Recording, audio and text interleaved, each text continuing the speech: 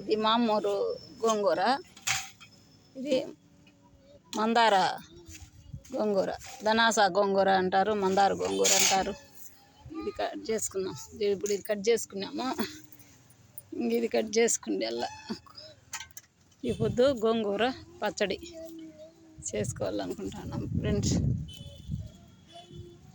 చూడండి,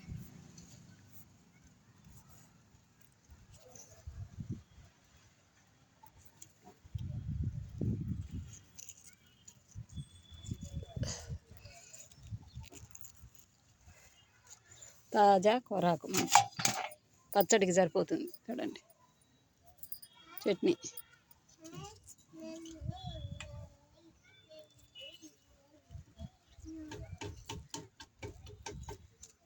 ఇదంతా కట్ చేసుకొని వీడికి కట్ చేసేస్తా. కొమ్మలు ఇవి కూడా కట్ చేసిన. చూడండి ఫ్రెండ్స్, కట్ చేస్తే ఇది కొంచెం బుసిగా వస్తుంది. ఇదంతా కోసేసి కట్ చేసేస్తా.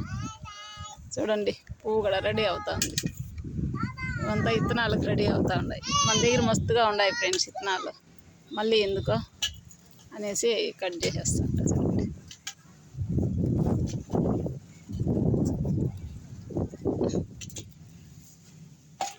పచ్చడికి సరిపోతుంది. ఈ ఆకంతా గాలి తోలుతూ ఉంది ఫ్రెండ్స్.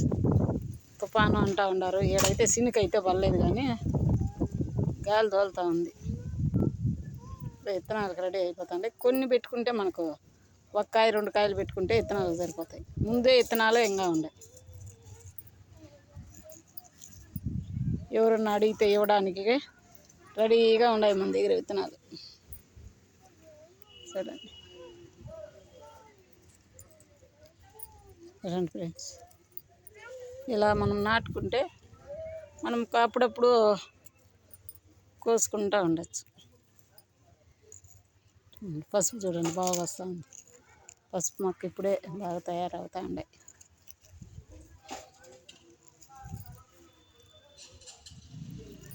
ఇది ఇలా మీరు కూడా కట్ చేసుకోవాలంటే ఏదైనా పనికిరాని తొట్టులు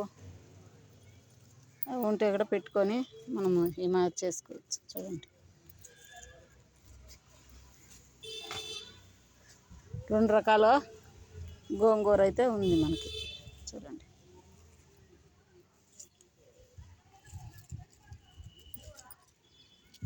హాయ్ ఫ్రెండ్స్, ఇదంతా కట్ చేసేసి చట్నీ అయితే చేయబోతాను.